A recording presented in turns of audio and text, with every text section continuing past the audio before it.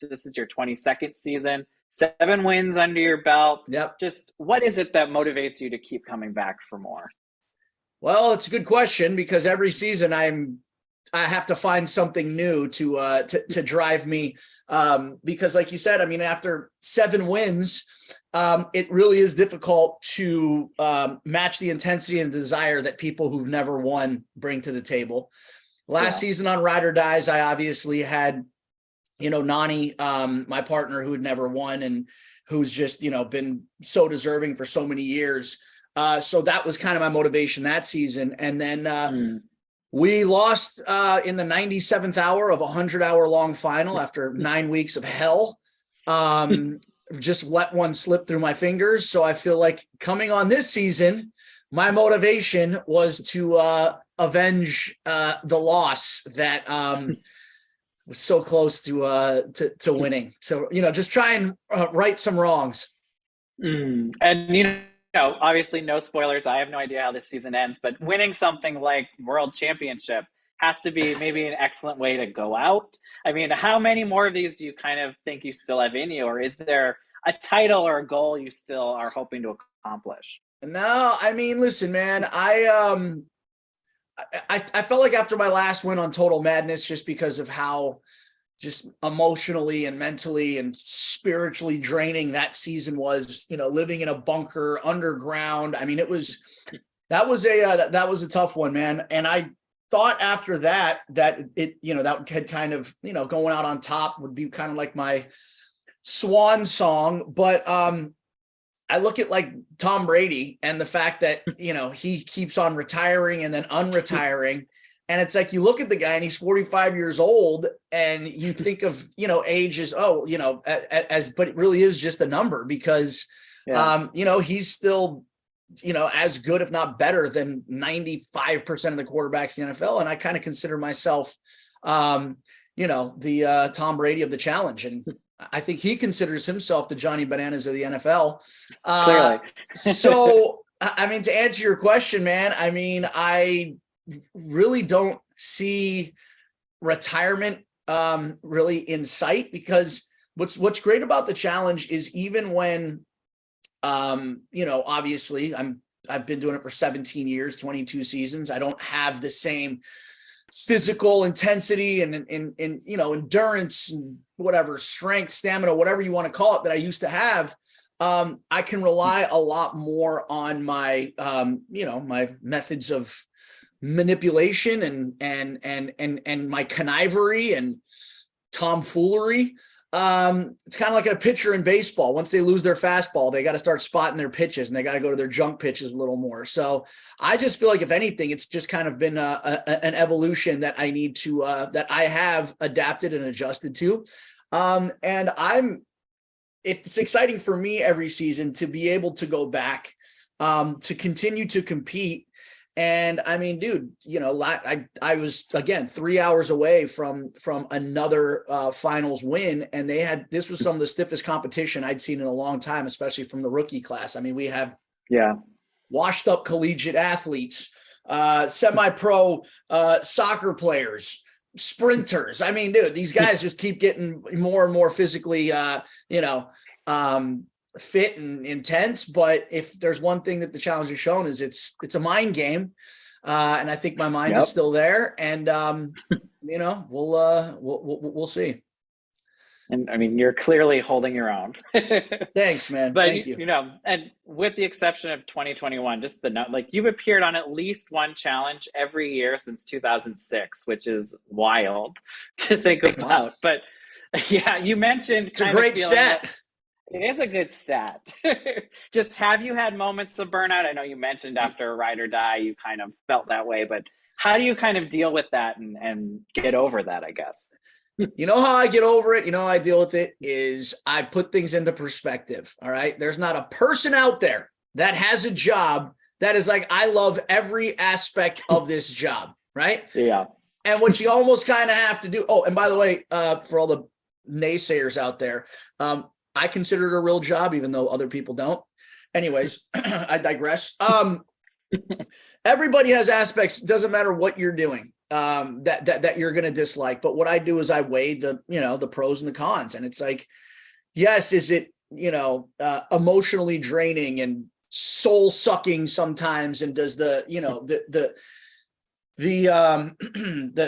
confines of the challenge house and that whole experience and the pressure cooker environment that we're put in, and the negativity sometimes and the backlash and the hate that we receive online, there are drawbacks in those regards. However, it's like, I get to do what I love, man. I get to compete. I get to travel. I get to experience, new places, meet new people, do things that, some of these challenges we show up to, as someone who's been around for 21 seasons, I look at these things and I'm like, how did they come up with such a crazy contraption? And it's like, I get to do it, you know what I mean? And I get to do something that most adrenaline junkies would pay any amount to do. So I look at it from that perspective, where it's like, I feel like instead of working 365 days a year and stressing out all year, I cram all of my stress into 6 to 9 week blocks. And then I have the rest of the year to just, to do what I want to do, focus on, the goals and my career aspirations. And I just, I have that time off. So again, there's obviously really difficult and difficult aspects of the challenge that I have to deal with. However, I feel like when it's all balanced out, the pros far outweigh the cons. Yeah. And, talking just a little bit about that balance, because you are away so often for periods of time. Does it make it hard does it have an effect, I guess, on your personal life, not just romantic, but generally your family, or just, does that get taxing? Absolutely.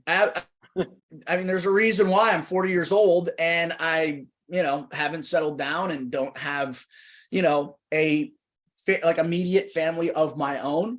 But I think that's one of the, that's just one of the consequences of doing what I've done for so long at such a high level. And here's the thing, there are cast members who have stepped away and they have started families and got married and whatever. But it's like, I think the reason that I have, rose to the level of notoriety that I have over the years is because I've never stepped away. Right. And while I feel like certain cast members have, and they have the benefit now of having a family and having this other life, they also missed out, I think, on some very important years. And I think the fact that I have stuck with it this entire time, and the fact that I have, never steered away, and my focus and attention has always been on my career, I have obviously the benefit of, again, reaching the level that I have of infamy, or whatever you want to call it. But then, there's the drawback of, not really ever having the time or the ability to really be in a long-term meaningful relationship, because I just feel like where I'm at right now and what I've come, it's like I've invested so much time and energy. It's like my career at this point in my life obviously is always going to come first. But there's who's to say that things might are going to listen, man, something's going to have to give at some point. So if and when that happens, man, I'll be ready. But as of right now, it's like, man, I'm just focused on doing me and my career. And it's unfortunate that there are some side effects, negative side effects to that, but it's like you got to kind of almost choose one or the other, Yeah. And going into World Championship, you obviously automatically have a big target on your back just because of your legacy with this franchise. I think you even call yourself Public Enemy #1 in the first episode. Just, does that fuel you a bit? And is it hard knowing that even one little mistake could really be the end of it for you? I don't know any different at this point. Okay. Yeah. I really don't. That's just kind of what, again, if, talking about, just kind of the drawbacks and the consequences of success, it really is, you draw a lot more attention. There are people who are obviously gunning for you right out of the gate, not just based on, again, your threat in the game, but your accomplishments. So I've just grown used to having to clock in for work the day I show up. Other people have the luxury of being able to arrive at the house and spend the first week, 2-3 weeks just flying under the radar, letting the bullets whiz over their head. But the reason a lot of people have the ability to do that is because they're not necessarily perceived as a threat in the game.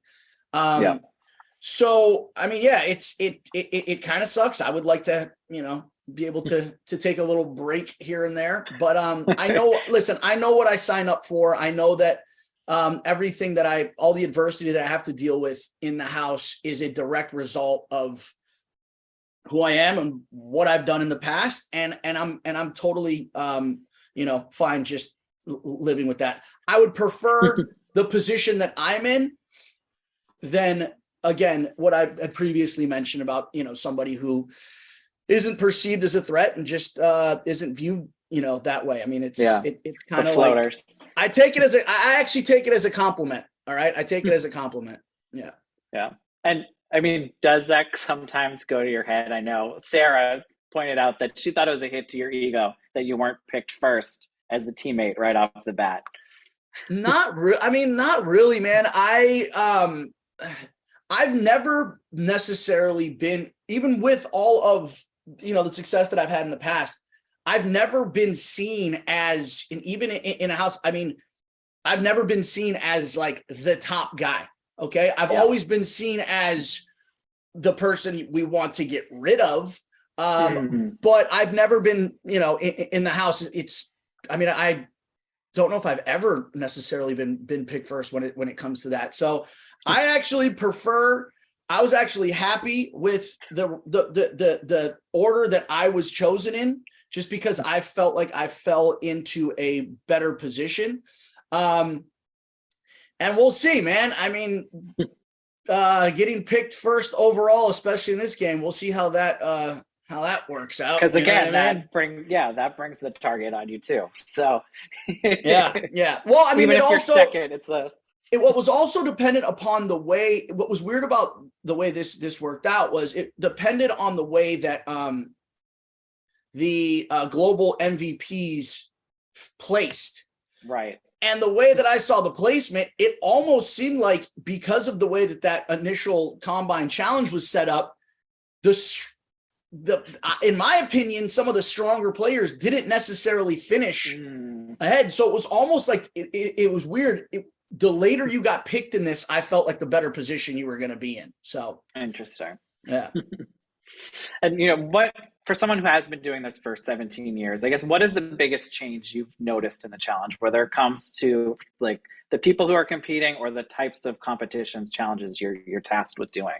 I mean, all the above, man. I mean, when I first started the challenge way back in 2006, the challenge was just making its transition from a game show or a, just kind of a game show with circusy type games and it was like a sideshow. The challenge aspect was a sideshow. It was all about the drama, the house reality. The challenges were just something meant to kind of like break up the monotony of the house. The evolution that took place then is when it turned from a reality show into like a legit physical athletic competition show. When back in the day we do the challenges, there was no fitness equipment in the house.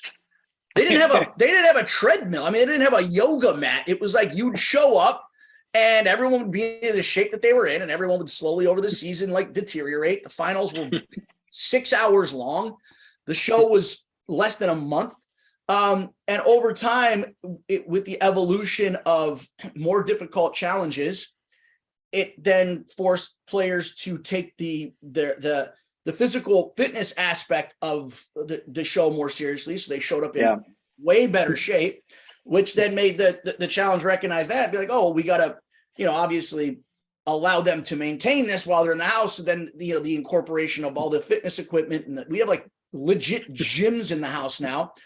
Then it made the competition even better, which then made them have to make even more difficult challenges so they could, measure up to the increased competition. So it's just been this steady evolution of the show, just getting more difficult, more physically demanding. The competition's getting better and younger, and I'm over here getting older and wiser and more handsome. And the fans appreciate it. And my last question I have for you, is there other reality shows you would love to maybe venture into? Obviously, being part of the Paramount family, there's maybe opportunities for something like Amazing Race, Survivor. I've always said, man, that I would love, just because I've been on the challenge for as long as I have, and I've really learned, I've really learned one realm of reality television competition. Yeah, I would love to be able to take the skill sets that I've developed and just see how I would be able to apply them to different shows and to different environments. So yeah, I mean, I would love to do I don't know if I'd want to do the Big Brother, the 99-day one, but if they do like another Celebrity Big Brother, would love to do that. Survivor would be awesome. Amazing Race, I think I'd do pretty good. I'm pretty good with direction, I guess. Even though some people accuse me of being directionless in life. Yeah, I mean, Dance with the Stars would be a fun one. I don't really know how to dance, but I feel like that would be a big test for me to learn how to dance, right. It's better for the viewers when you don't too. It's more fun to watch. And who knows, man? I mean, Teen Mom could potentially be in my future at some point too. No, stay away from that. All right. Well, thank you so much for your time. I can't wait to watch the rest of the season. It's always a blast to watch, and it's a pleasure speaking with you. Hey, you too. It was too fab. Too fab. I try my best to live up to the name. Thanks. Take care, buddy. Have a good one. All right, you too.